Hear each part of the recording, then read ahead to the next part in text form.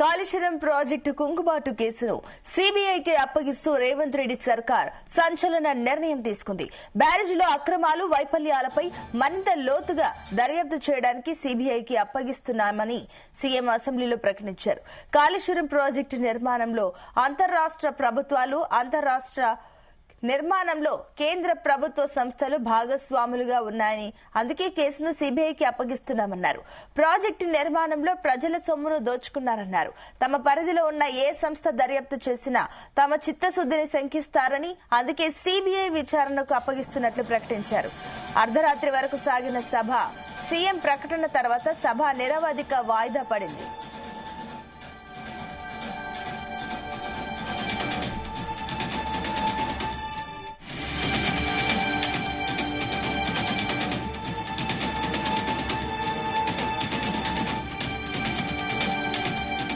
Retired justice PC Ghosh విచారణ commission తమ నివేదికలో క్రిమినల్ చర్యలకు అర్హమైన అనేక లోపాలు, అవకతవకలను గుర్తించింది. నిర్లక్ష్యం, దురుద్దేశం, ఉద్దేశపూర్వకంగా వాస్తవాలను తొక్కిపెట్టడం, ఆర్థిక అవకతవకల వంటి అంశాలను ప్రస్తావించింది.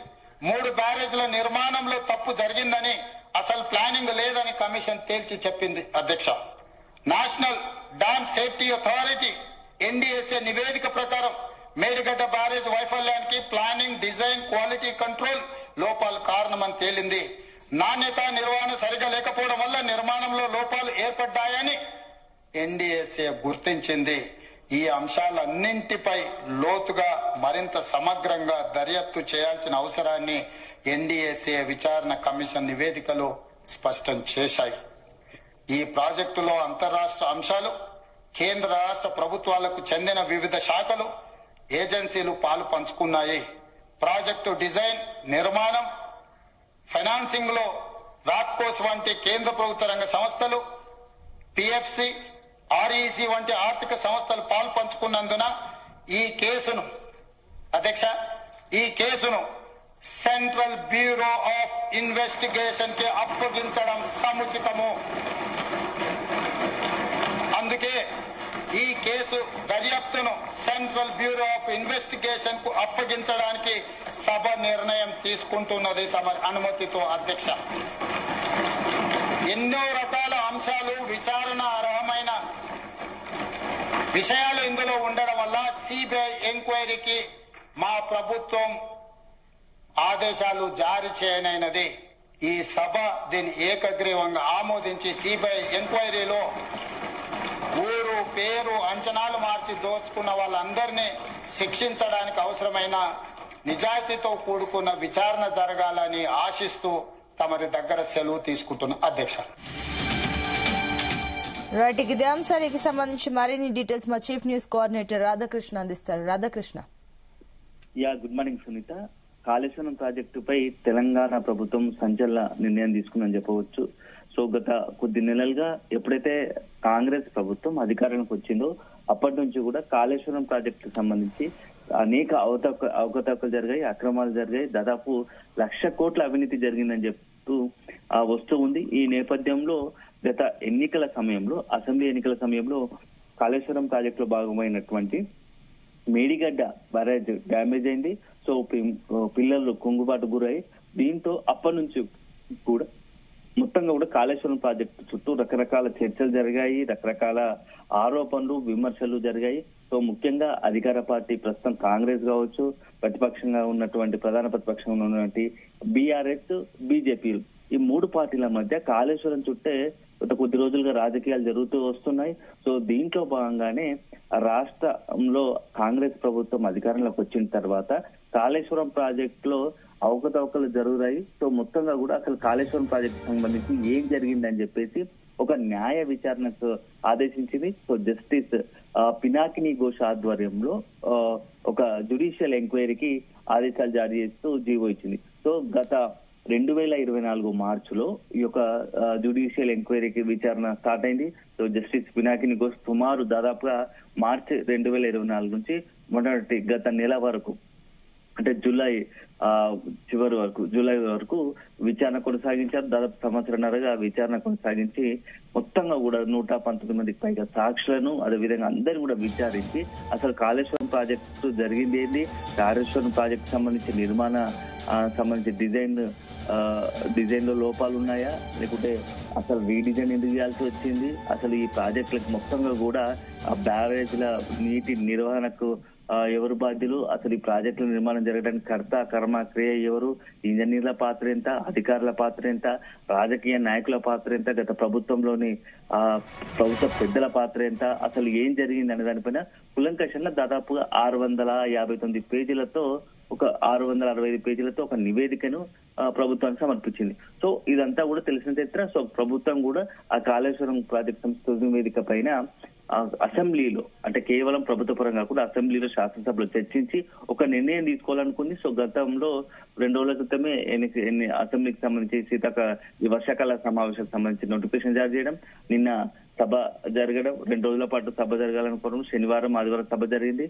నిన్న 4 గంటలకు అంటే ఉదయం నుంచి కూడా శాసనసభ 10 గంటలకు స్టార్ట్ అయినప్పటికీ బీసీ రిజర్వేషన్ కు సంబంధించిన బిల్లుపై చర్చ జరగడం, అది సాయంత్రం ఇతరత్ర అన్ని 4 గంటల వరకు, ఎందుకంటే పంచాయతీరాజ్ శాఖ చట్ట సవరణ బిల్లు ఆమోదం తెప్పింది. సో 4 గంటల వరకు సంబంధించి మొత్తం కూడా ఈ పంచాయతీరాజ్ బీసీ రిజర్వేషన్ బిల్లు చుట్టూ తిరిగింది. సాయంత్రం 4 గంటలకు ప్రారంభమైనటువంటి అత్యంత కీలకమైన రాష్ట్ర రాజకీయాలను తీవ్ర ప్రభావితం చేసే తెలంగాణ రాష్ట్ర రాజకీయాల్లో ప్రకంపనలు రేపుతున్నటువంటి కాళేశ్వరం ప్రాజెక్టు వ్యవహారం పైన నిన్న శాసనసభ 4 గంటల తాగునీటి శాఖ మంత్రి ఉత్తమ్ కుమార్ రెడ్డి ఈ యొక్క నివేదికను సభ ముందు ఉంచారు. సో దాదాపు శాసనసభ్యులందరికీ జస్టిస్ పినాకిని ఘోషించిన నివేదిక అందరికీ శాసనసభ సభ్యులకు అందజేశారు. సో అప్పటి నుంచి ఫస్ట్ నివేదిక పెట్టిన తర్వాత మంత్రి ఉత్తమ్ కుమార్ రెడ్డి సభ్యుల ముందు నివేదిక వచ్చిన తర్వాత చర్చ ప్రారంభమైంది. సో అధికార ప్రతిపక్ష పార్టీల మధ్య చర్చ తీవ్రతరం, వాగ్వాదం, వాదనలు అనేకమైనటువంటి ఒక దశలో 2 పార్టీల మధ్య ఇటు కాంగ్రెస్ అటు బీఆర్ఎస్ మధ్య నువ్వా నేనట్టుగా వాదోపవాదాలు జరిగాయి. సో అధికార పక్షం నుంచి మంత్రులు, అదే విధంగా బీఆర్ఎస్ నుంచి హరీష్ రావు, ఇట్లా ఇరువురి మధ్య అంటే ఒక వైపుగా సుదీర్ఘంగా ప్రతి అంశంలోనూ ఇటు అధికార పక్షానికి ప్రధాన ప్రతిపక్షానికి మధ్య వాగ్వాదం, వాదనలు, ప్రతివాదనలు నడిచాయి. సో కొద్ది సమయం తర్వాత దాదాపు హరీష్ రావు కూడా 1.5 గంటల పాటు మాట్లాడారు. సో ఆ తర్వాత కూడా మరింత సమయం కావాలనుకుంటే స్పీకర్ దానికి అనుమతించలేదు. దీంతో శాసనసభలో కాస్త గందరగోళ పరిస్థితి నెలకొంది. తమ గొంతు నొక్కి ప్రయత్నం చేస్తున్నారని చెప్పేసి కూడా బీఆర్ఎస్ ఆందోళన నిర్వహించింది. సో ఏదైతే ఆ శాసనసభకు సంబంధించి ప్రభుత్వం తమ గొంతు నొక్కుతున్న అధికార పార్టీ తీరుకు నిరసనగా శాసనసభలు బీఆర్ఎస్ శాసనసభ్యులంతా కూడా వాకౌట్ చేశారు. సో గన్ పార్క్ నిమిషం తెలిపారు. సో తర్వాత కూడా ఇంకా చర్చ కొనసాగింది. మొత్తంగా కూడా ఆ అధికార పార్టీ తరఫున సీఎం రేవంత్ రెడ్డి, అదేవిధంగా మంత్రులు ఉత్తమ్ కుమార్ రెడ్డి, డిప్యూటీ సీఎం బట్టి విక్రమార్క, శ్రీధర్ బాబు, పొంగులేటి, అంతా కోమటిరెడ్డి వెంకటరెడ్డి, జూపల్లి కృష్ణ అంతా మాట్లాడగా బీఆర్ఎస్ నుంచి హరీష్ రావు ఒక్కడే వీళ్ళందరినీ డిఫెండ్ చేస్తూ వచ్చారు. సో అదైపోయింది.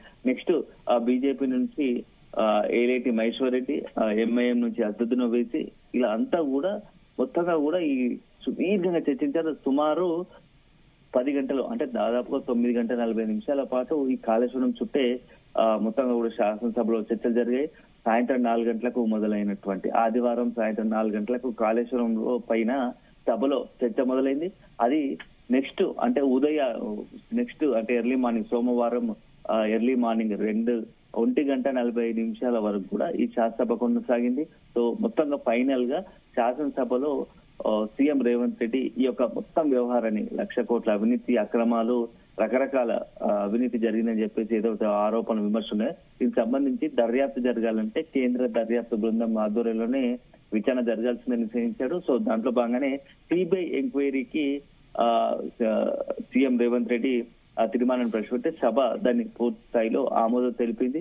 సో ఎందుకంటే వీళ్ళు మొత్తంగా కూడా ఈ కాళేశ్వరం ప్రాజెక్ట్ లో కేంద్ర రాష్ట్ర బృందాలు రెండింటికి కూడా ఇన్వాల్వ్మెంట్ ఉంది కాబట్టి సిబిఐకి ఇస్తేనే ఖచ్చితంగా దర్యాప్తు బాగుంటుంది అని చెప్పేసి రాష్ట్ర ప్రభుత్వం భావించినట్టుంది. ఎందుకంటే ఒకవేళ కేవలం రాష్ట్ర ప్రభుత్వం సంబంధించిన దర్యాప్తు సంస్థల ద్వారానే విచారిస్తే అది కక్షపూరితంగా ఉందని చెప్పేసి అనే ఒక ఆరోపణలు వచ్చే విమర్శలు వచ్చే అవకాశం ఉన్న నేపథ్యంలో దీంట్లో అంతా కూడా అందరి సంబంధించి ఎందుకంటే కేంద్రం కూడా కొంత ఇన్వాల్వ్మెంట్ ఉంది కాబట్టి కాళేశ్వరం ప్రాజెక్టు సంబంధించి అనుమతులు, అసలు నీటి లభ్యతకు సంబంధించి అన్ని వివరాలకు సంబంధించి కేంద్ర పరిధిలో ఉన్నాయి కాబట్టి, కేంద్ర రాష్ట్ర పరిధిలో ఉన్నాయి కాబట్టి సిబిఐకి అప్పగించడం సహేతుకం అని చెప్పేసి రాష్ట్ర ప్రభుత్వం భావించింది.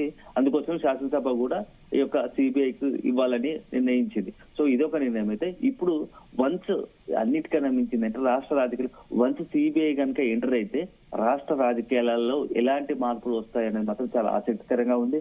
ఎందుకంటే కాళేశ్వరం ప్రాజెక్టు సంబంధించి ఆ విచారణ గనక సిబిఐ రంగంలోకి దిగితే ఇందులో అసలు అధికారుల పాత్ర ఎంత, రాజకీయ నాయకుల పాత్ర ఎంత, ఇతరత్ర ఇంజనీర్ల పాత్ర ఎంత అనేది మాత్రం సిబిఐ గనక విచారిస్తే అనేక కోణాలు బయటపడే అవకాశం ఉంది. ఎందుకంటే ఇప్పటికే మనం చూస్తాము కొంత రాష్ట్ర సంబంధించి రాష్ట్ర దర్యాప్తు సంస్థలోని ఆ ఏసీపీ ఇటీవల కాలంలో ఈ యొక్క కాళేశ్వరం ప్రాజెక్టు పరిధిలో పనిచేసినటువంటి కొందరు ఇంజనీర్లకు సంబంధించి ఏసీబీ దాడులు నిర్వహించింది. అనేక వేల కోట్ల ఆస్తులు బయటపడ్డాయి. సో ఇప్పటికీ ఆ కేసు నడుస్తా ఉంది.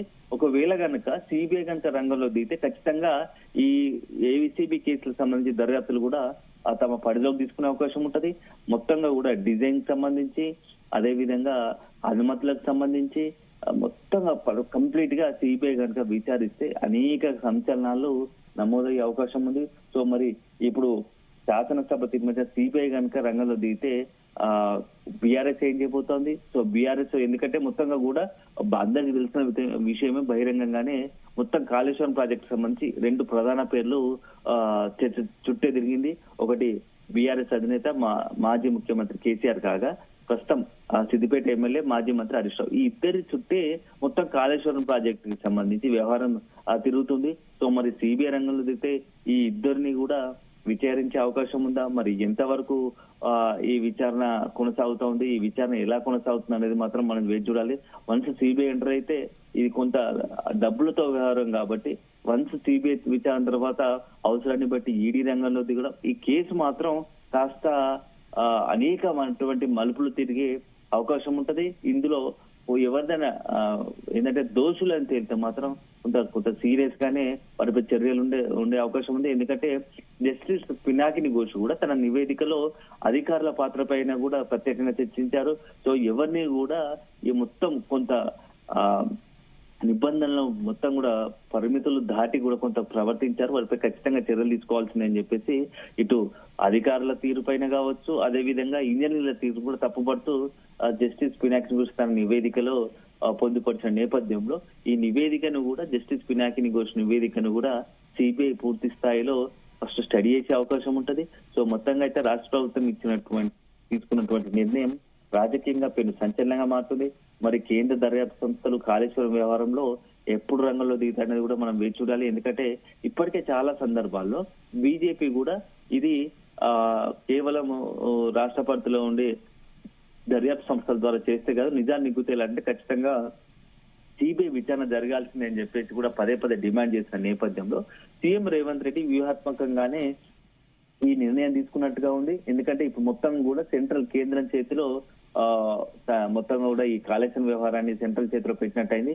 మరి ఇప్పుడు కేంద్ర దర్యాప్తు సంస్థలు ఎలా రంగంలో దిగితే ఎలా విచారించబోతున్నాయి, మరి విచారిస్తే ఎవరెవరికి ఇబ్బందికర పరిస్థితులు రాజకీయంగా తలెత్తే అవకాశం ఉంది. మరి ఈ నేపథ్యంలో అసలు బీజేపీ అదేవిధంగా కేంద్రం నిర్ణయం ఎలా ఉండబోతా ఉంది అనేది మాత్రం మనకు చాలా ఆసక్తికరంగా మారింది. ఎందుకంటే ఇది ఖచ్చితంగా భవిష్యత్తులో జరిగి అనేకమైనటువంటి రాజకీయ సమీకరణను కూడా మార్చే అవకాశం ఉంటుంది ఖచ్చితంగా ఈ కాళేశ్వరం ప్రాజెక్టు. అందులో భాగంగానే సీఎం రేవంత్ రెడ్డి వ్యూహాత్మకంగా మొత్తంగా కూడా కేంద్రంపై బీజేపీపై ఇప్పుడు మొత్తంగా కూడా మొత్తం మళ్లించినట్టు అయిపోయింది. సో మొత్తం కూడా ఇప్పుడు కాళేశ్వరం ప్రాజెక్టు బీజేపీ చేతిలోకి వెళ్ళింది. సో కేంద్రం చేతిలోకి వెళ్ళింది. కేంద్రంలో మరి కాళేశ్వరం ప్రాజెక్టు సమయ విచారణ ఎలా కొనసాగుతా ఉంది, విచారణలో ఏ అంశాలు బహిర్గతం అవుతాయి, మరి బహిర్గతం అయితే ఎలాంటి రాజకీయ సంచలనం నమోదవుతాయనేది మాత్రం మనం ఖచ్చితంగా వేచి చూడాలి. సో మరోవైపు మాత్రం బీఆర్ఎస్ మాత్రం ఇది ఖచ్చితంగా రాజకీయ కుట్రతోనే, రాజకీయ కక్షతోనే ఇలాంటి చర్యలకు రాష్ట్ర ప్రభుత్వం పాల్పడుతుందని చెప్పేసి నిన్న సభలోను వాదించింది. సభ తర్వాత గన్ పార్క్ వద్ద ఆందోళనలోని ఇదే విషయం చెప్పారు. సో మాజీ మంత్రి హరీష్ రావు పదే చెప్తున్నారు, ఇది మేడిగడ్డ కాదు, ఇది మేటిగడ్డ. రాష్ట్ర ప్రభుత్వం కాంగ్రెస్ ప్రభుత్వము చిన్న అంశాన్ని దాన్ని బూచిగా చూసి మొత్తం ఎంటైర్ కాళేశ్వరం ప్రాజెక్టునే అదేవిధంగా బీఆర్ఎస్ ను బదనాం చేసే ప్రక్రియ చేస్తా ఉంది. ఇది రాజకీయంగా ఆ బీఆర్ఎస్ ను టార్గెట్ చేసి చేస్తుంది తప్ప అసలు దీంట్లో పసలేదు, ఎలాంటి లేదు. ఎందుకంటే కాళేశ్వరం ప్రాజెక్టు ప్రపంచంలోనే అత్యున్నత ఎంతో మంది కీర్తి ప్రతిష్టలు అందుకున్న, ప్రశంసలు అందుకున్న ప్రాజెక్ట్. అలాంటి ప్రాజెక్టు పై కావాల్సుకుని బురద జల్లుతా ఉన్నారు. మేదిగడ్డ వద్ద మొత్తంగా కూడా 7వ బ్లాక్ లో చిన్న కుంగుబాటు గురైంది. అది కేవలం 300-400 కోట్లతో రిపేర్ అయ్యి మొత్తం తెలంగాణ ప్రజలకు వరప్రదాయనిగా మారుతుంది. సో అలాంటి ప్రాజెక్టును ఇంత దారుణంగా రాజకీయ కక్షలకు మొత్తం కూడా బలి చేయడం కరెక్ట్ కాదు. నిజంగానే రాజకీయంగా కక్షంగా ఉంటే బీఆర్ఎస్ ను టార్గెట్ చేసి తప్పలేదు, కానీ ఈ కాళేశ్వరం ప్రాజెక్ట్ ను టార్గెట్ చేసి రిపేర్ చేయకుండా ఇంత మొత్తం కూడా బదనాం చేసే ప్రక్రియ కరెక్ట్ కాదని చెప్పేసి బీఆర్ఎస్ వాదన కనపడతా ఉంది. Right Radhakrishna, thank you.